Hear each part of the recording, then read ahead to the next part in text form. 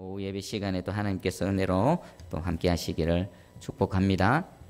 제가 베트남 그 일정 중에 아침 식사를 하는데 다른 팀이 그 권사님들이시던가 보더라고요. 서로 무슨 권사님 얘기를 하는데 이 테이블에서 오고 가는 대화 중에 참 재밌는 대화가 있어서 여러분들에 하나 소개시켜 드리겠습니다. 한 권사님이 이렇게 자랑을 했습니다. 나는 이날 이때껏 설교 시간에 목사님 설교하실 때 한 번도 존 적이 없다. 그걸 자랑하시더라고요. 그러니까 또 맞은편에 있던 권사님이 이렇게 얘기했습니다. 목사님 설교하실 때 좋을 때 그때 어떤 기분이냐면 마치 천국에 와 있는 것처럼 그렇게 편안하더라면서 그런 말씀을 하시더라고요. 그래서 제가 깨달았습니다. 야, 주일날 우리 성도분들 예배 때 조는 거 너무 뭐라 하면 안 되겠다. 천국의 그 은혜를 미리 맛보는 건데 한 주 동안 얼마나 힘드시고 피곤하시면 미리 천국의 맛을 못 보실까 그런 생각을 했습니다. 예, 그런 식의 천국은 하늘에 가서 경험하시고 오늘 이 시간만큼은 정확하게 집중하셔서 하나님 말씀을 듣기를 축복합니다. 자, 여러분들 믿음 생활하고 종교 생활하고 어떻습니까? 믿음 생활, 종교 생활. 같을 수도 있고 다를 수도 있습니다. 그런데 저는 여러분들에게 종교 생활이 아닌 믿음 생활을 하시기를 축복합니다. 우리 종교 생활이 믿음 생활일 수도 있는데 믿음 생활이 종교 생활이 아닐 수도 있어요. 이게 무슨 의미인가 제가 설명드릴게요. 주일날 되면 교회에 와서 예배 드리는 이런 어떤 외형적인 모습이 종교 생활에 해당되겠죠. 그런데 진짜 믿음의 생활은 무엇이냐면 어둠에 있던 우리가 점점 빛 대신 주님께로 가까이 나아가는 거지요. 또 어둠에 있던 어둠의 옷들을 벗어버리고 빛의 옷을 계속 입는 그 모습입니다. 어찌 되어졌든 고난이 있으면 고난이 있는 동안에 고난 때문에 주께로 더 달려들고 또 기쁘고 감사한 일이 있으면 그 기쁘고 감사한 것 때문에 주께로 더 달려들고 가까이 가고 이게 진정한 믿음 생활이며 또한 우리가 악에서 점점 떠나는 생활이죠. 내 안에 있는 어둠의 영역들 악한 행실들이 점점 하나님의 말씀으로 그 때가 벗겨지고 선한 착한 행실로 변화되어지는 것, 이것이 진짜 믿음 생활이라고 생각합니다. 그러면 이 악한 행위를 고치고 계속해서 선한 삶으로 바뀌어져 가야 그럴 수밖에 없는 이유는 뭡니까? 말씀 앞에 나오면 우리의 뭐가 변화됩니까? 내 마음이, 내 속의 생각이 변화되어지기 때문에 당연히 그렇게 되어질 수밖에 없습니다. 여러분들 외형적인 종교 생활 하셔야 됩니다. 하지만 그것보다 더 중요한 것은 내가 진짜 믿음 생활을 하고 있는가 없는가, 그것을 잘 살펴보시고요. 우리 새순교회에서 신앙생활하고 있는 우리 모든 성도들은 진정한 믿음 생활로 빛 대신 주님께로 더 가까이 나아가고 아담 안에서 이 악한 행실들을 벗어버리고 예수 그리스도 안에서 선한 행실, 착한 옷을 입으며 나아가는 그런 하나님의 백성들 되기를 축복하고 소망합니다. 자, 그러면 오늘 말씀을 한번 볼게요. 우리가 33장의 1절에서 37절까지 보니까 우리가 알지 못하는 수많은 지명들이 나옵니다. 우리가 익히 듣고 아는 지명도 나오지만 대부분은 우리가 들어보지도 못하고 읽을 때 발음도 제대로 안 되는 그런 지명들이 많이 나오지 않습니까? 지금 민수기 33장은 어떤 시점입니까? 광야 생활을 다 정리하고 이제 모세도 자신의 사역을 마감하는 그런 시점입니다. 이제 요단강 건너가면 가나안 땅 정복 전쟁이 시작되는 바로 그 직전입니다. 근데 하나님께서 모세에게 지금까지 광야에서 출애굽에서부터 여기까지 온 모든 여정을 낱낱이 기록하라라고 모세에게 명령하십니다. 자, 그러면 하나님께서는 왜 이런 명령을 하셨을까요? 40년 동안 있어왔던 모든 지명을 기록하라. 그럼 왜 지명일까요? 그 지명에는 무엇이 있습니까? 하나님과 하나님 백성들 사이에 일어났던 일들이 있습니다. 어디에 가면 무슨 일이 있고, 여러분들 고향을 생각해 보십시오. 고향 어떤 지명하면 무엇이 떠오릅니까? 단순한 지명이 아니라 그 지명 안에서 내가 보냈던 시간이 있죠. 그리고 그 안에서 내가 보냈던 추억이 있습니다. 지명 안에는 하나님과 보냈던 시간과 하나님과 함께했던 그 모든 추억들을 기록하라라고 하나님께서 명령하십니다. 자, 하나님 입장에서는 왜 이런 명령을 하셨을까? 이것을 기록함을 통해서 지금 하나님 앞에 서 있는 이스라엘 백성들, 그 40년 광야 세월을 거쳐온 이들에게 하나님께서 함께 하신 일들을 한번 기억해 보라는 겁니다. 그리고 기록한 이 내용은 또 누구에게 전달되어집니까? 그들의 후손들, 그들의 후세대들에게 전달되어지는 겁니다. 그래서요, 그들의 후손들이 와, 하나님께서 우리 조상들을 어떻게 그 종살이에서 구원해 내시고 또 어떻게 우리를 여기까지 인도하셨고 또 그 각각의 지명마다 어떤 권능과 능력으로 우리를 지키고 보호하셨는가, 그것을 후손들에게 알리기 위한 목적으로 하나님께서 기록하라 하신 겁니다. 그럼 또 모세의 입장에서는요, 이걸 하나하나 기록할 때 모세는 또 어떤 생각이었을까요?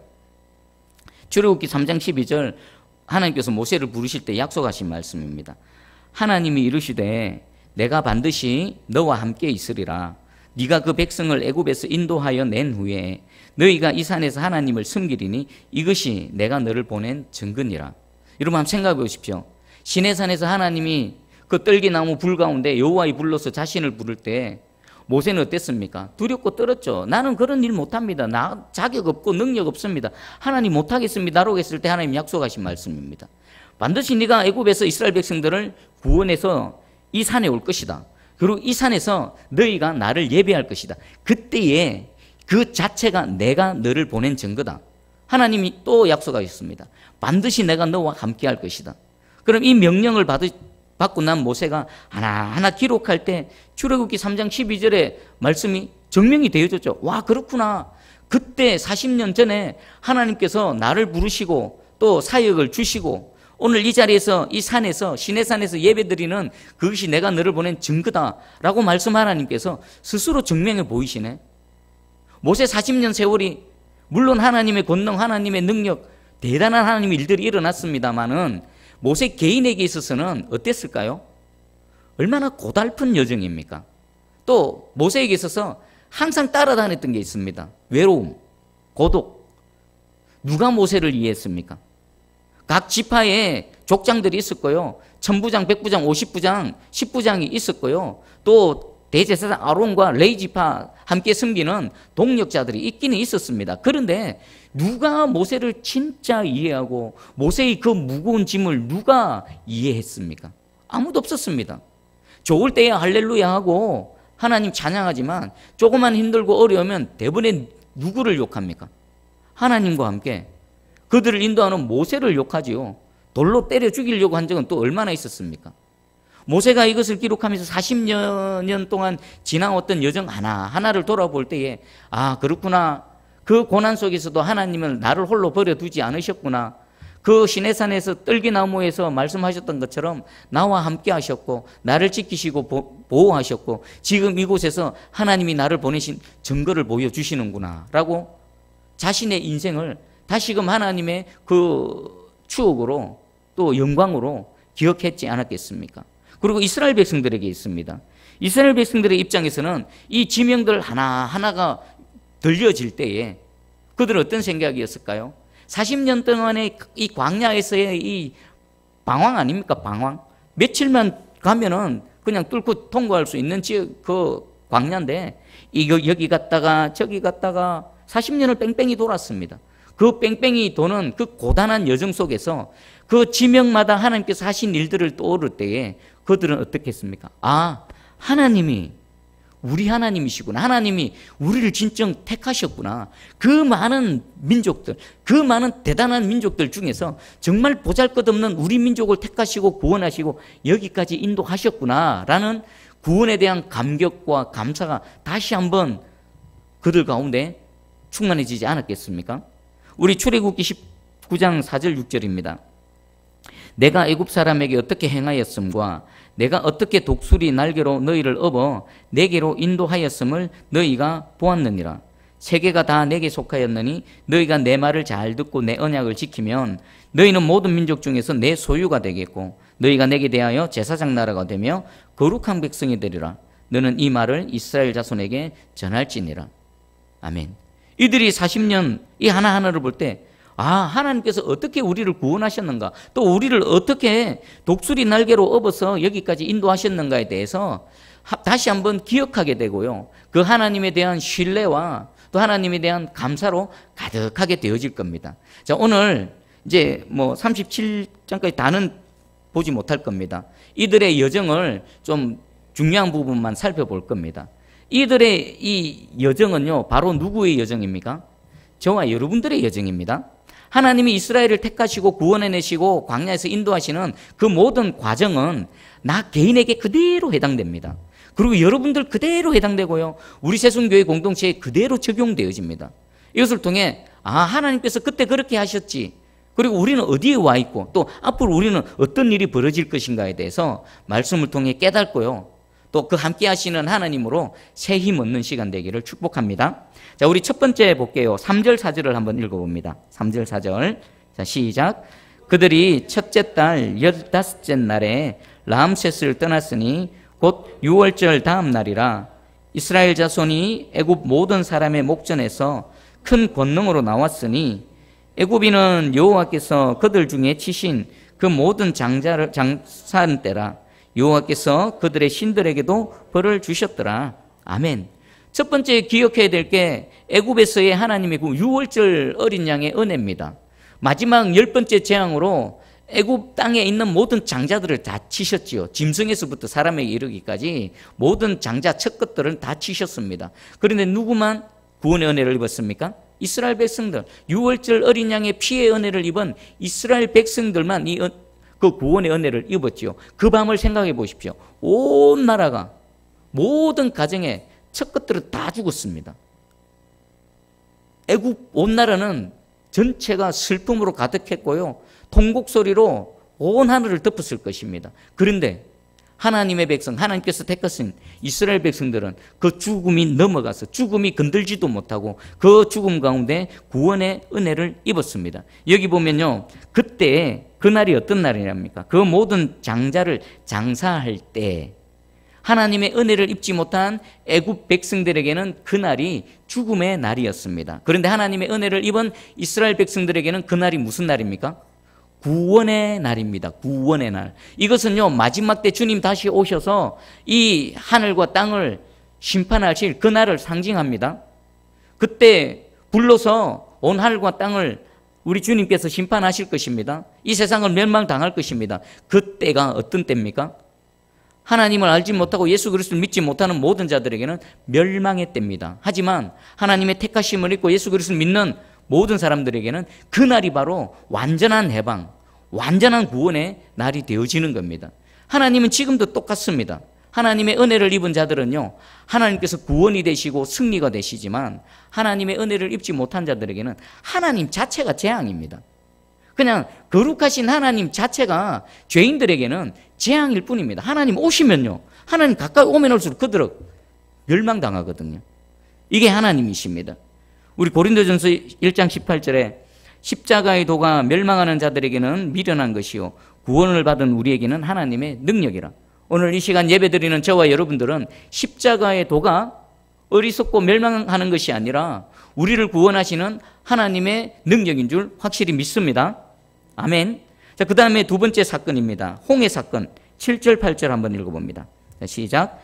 에담을 떠나 바알스본 앞 비하히롯으로 돌아가서 믹도랍의 진을 치고 하히로답을 떠나 광야를 바라보고 바다 가운데를 지나 에담 광야로 사흘길을 가서 라마의 진을 치고. 아멘. 두 번째가 홍해 사건입니다. 홍해가 뭡니까? 하나님께서 홍해를 보내셨습니다. 홍해 비하히롯 앞 그 믹돌 앞에 진을 쳤을 때는 어떤 상황이었습니까? 홍해가 자신들의 앞을 가로막고 있고 뒤에서는 누가 쫓아옵니까? 바로의 말병거 그 군사들이, 그 애굽의 최정예 군사들이 총동원되어져서 지금 출애굽하고 있는 이스라엘 백성들을 다시 잡으려고 하지 않습니다. 이들의 마음에는요, 어떨까요? 자신들의 전부 다 장자를 잃어버린 슬픔에 가득 차 있습니다. 분노와 원한에 가득 차 있습니다. 잡히면 어떨까요? 다 죽여버리겠다. 그런 마음으로 지금 막 병거를 달려서 지금 몰아치고 있습니다. 그 상황 속에 이스라엘 백성들은 어떻게 했습니까? 야, 이제 우리 다 죽었네. 도망갈 곳도 없네. 하나님이 왜 하필이면 갈 곳도 없는 이곳으로 우리를 인도하셨을까? 지금 저 흙먼지 날리며 그 수많은 말발굽의 소리가 두두두두둥 하고 들려올 때에 이들은 완전한 절망이었을 것입니다. 근데 그때 하나님 무슨 일을 행하셨습니까? 홍해를 갈라버리십니다. 홍해를 갈라버리셨습니다. 모세를 통해서 하나님께서 말씀하시고, 모세가 너희는 두려워하지 말라. 오늘 하나님께서 놀라운 구원을 보이실 것이다. 너희는 가만히 있어 하나님 하실 일을 보라고 했을 때 그들은 상상도 못했을 것입니다. 홍해가 갈라지고 나서 그 바람으로 그 바다, 그 홍해 길이 맨 땅이, 마른 땅이 되어지는 그곳을 지나가면서도 이들은 꿈인가 싶었을 것입니다. 이 놀라운 은혜입니다. 여기도 마찬가지입니다. 홍해 바닷길은요, 은혜를 입은 이스라엘 백성들에게는 구원의 길이요, 생명의 길이요, 승리의 길이었습니다. 근데 하나님을 대적하는, 하나님의 은혜를 입지 못했던 이 애굽의 병사들에게는 그 길이 무슨 길입니까? 수장당하는 완전히 죽음의 길이 되어졌던 것입니다. 여러분, 홍해를 건너고 나서 온 이스라엘 백성들이 얼마나 기뻐하며 감사하며 하나님을 찬양했습니까? 미리암의 노래, 모세의 노래 막 북치고 장구치고 여호와께서 우리를 구원하셨네. 저 말발굽을 물에 빠뜨리셨네. 얼마나 찬양했습니까? 한번 생각해 보십시오. 유월절 어린 양의 그 은혜, 그리고 한 걸음 더 나가서 눈에 보이게 홍해 바다가 갈라지고 그 길을 가로지르고 자신들을 죽이기 위해서 달려왔던 그 애굽의 병사들은 단 한 명도 살아남지 않고 물에서 몰사당하는 그 모습을 본 이들, 그 놀라운 구원을 경험했던 이들, 이 은혜는요 지금 저와 여러분들에게 이미 부어지고 있고요, 이미 시작되어졌고요, 계속 진행되고 완성되어질 줄 믿습니다.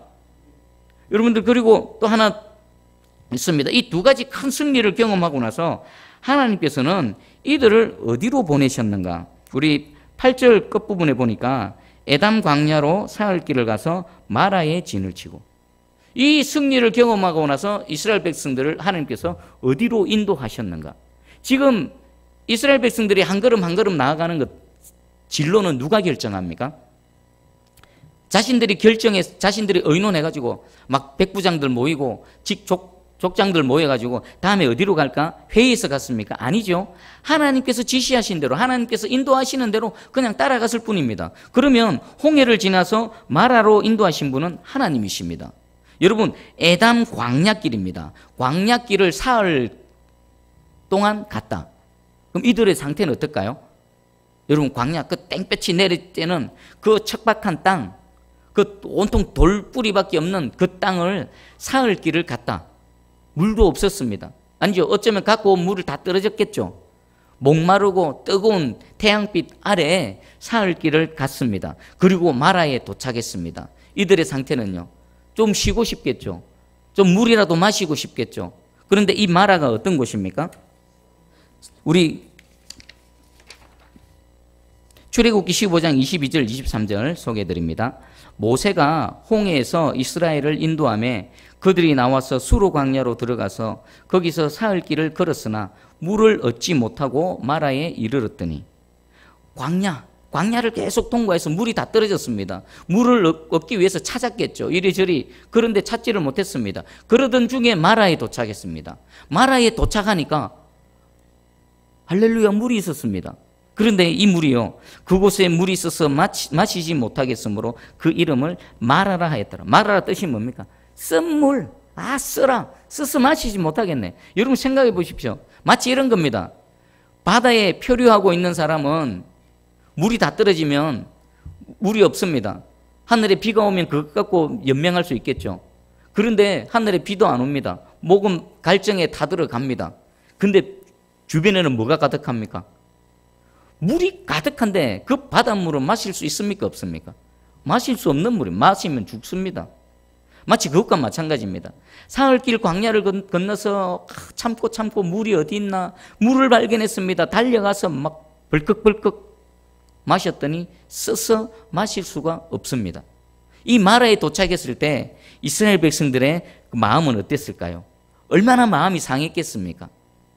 얼마나 짜증이 났겠습니까? 그런데요, 하나님께서는 여기 이 마라로 인도하신 목적이 있습니다. 그 목적이 뭐냐? 출애굽기 15장 25절에 26절에 이렇게 말씀하십니다. 거기서 여호와께서 그들을 위하여 법도와 율례를 정하시고 그들을 시험하실세. 그리고 26절 이르시되 너희가 너희 하나님 나 여호와의 말을 들어 순종하고 내가 보기에 의를 행하며 내 계명에 귀를 기울이고 내 모든 규례를 지키면 내가 애굽 사람에게 내린 모든 질병 중 하나도 너희에게 내리지 아니하리니 나는 너희를 치료하는 여호와임이라. 아멘. 왜 마라를 인도하셨는지 하나님께서 그 의도를 말씀하십니다. 뭐 하시려고요? 너희 그들을 시험할세. 무엇을 시험하는 겁니까?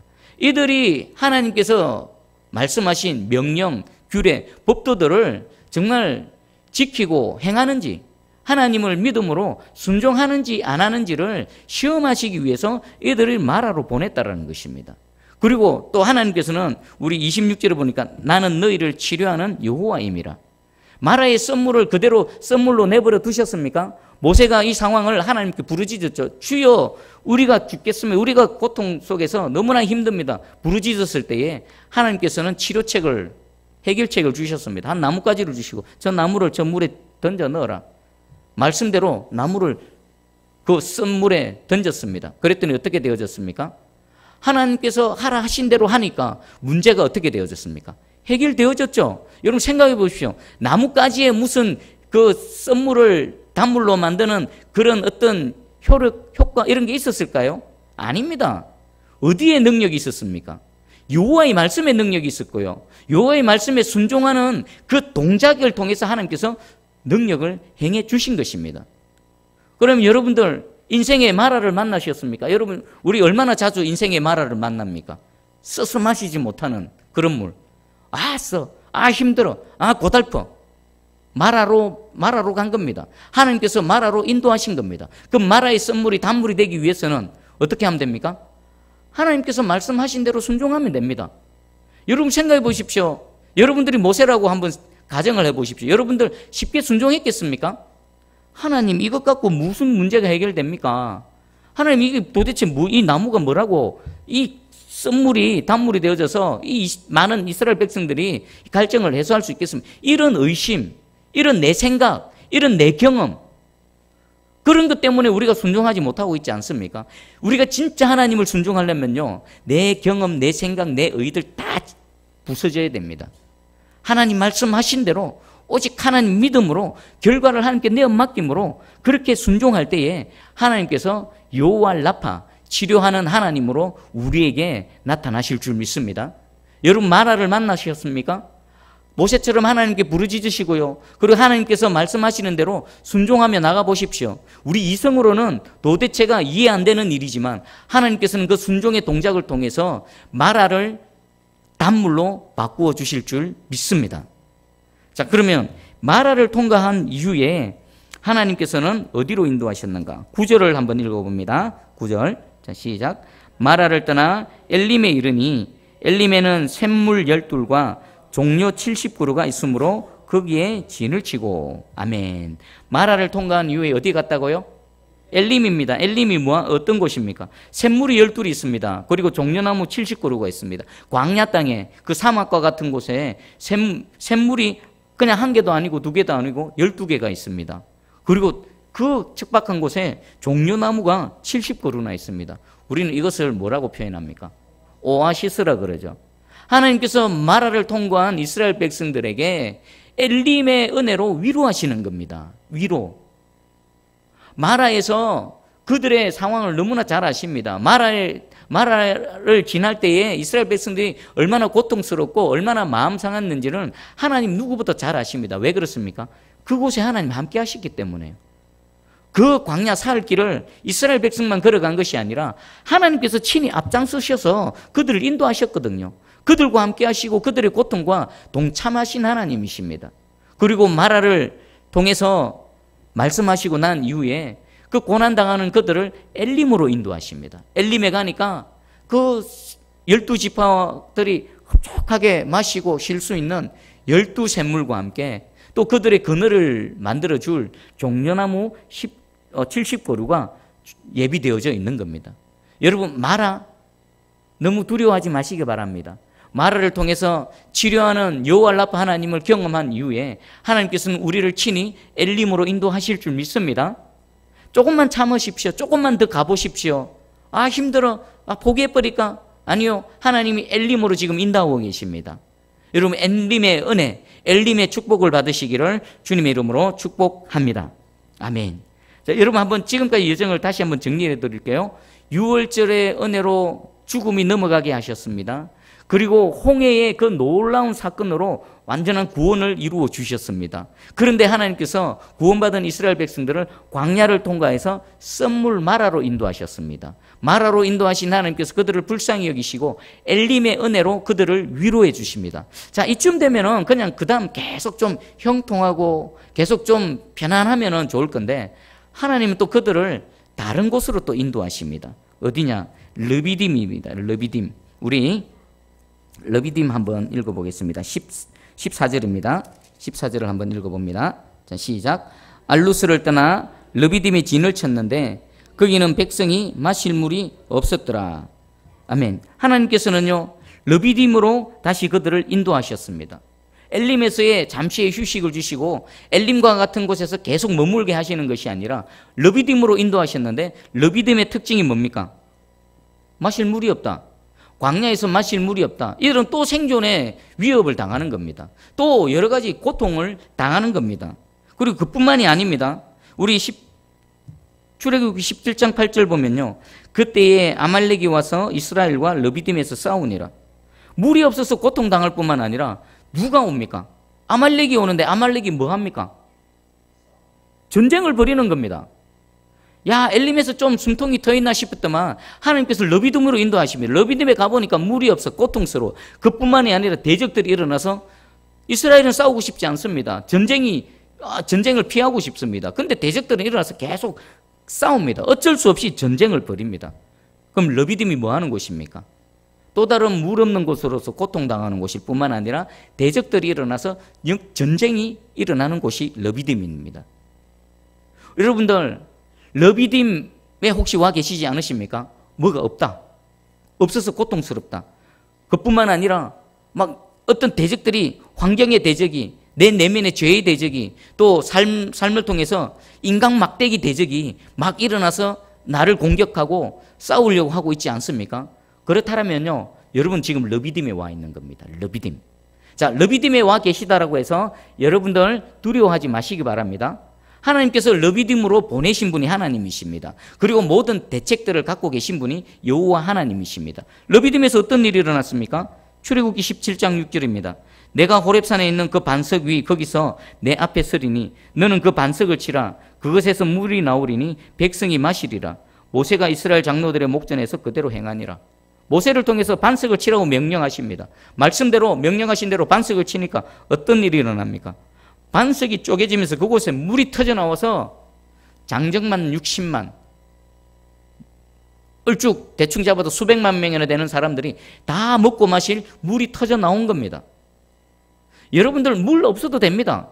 여러분들 통장에 제로라도 상관없습니다. 아니요, 여러분 통장이 마이너스라도 상관없습니다. 여러분 아무것도 없어도 됩니다. 누구만 계시면 됩니까? 하나님만 계시면 됩니다.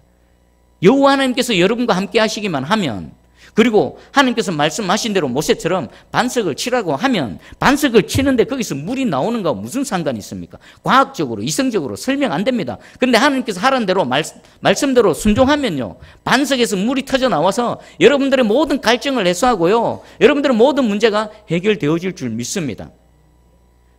사람이 여호와의 입에 나오는 모든 말씀으로 살 것이라, 이것을 학습시키고 이것을 교육하시기 위해서 하나님께서 르비딤으로 인도하신 줄 깨달으시기 바랍니다.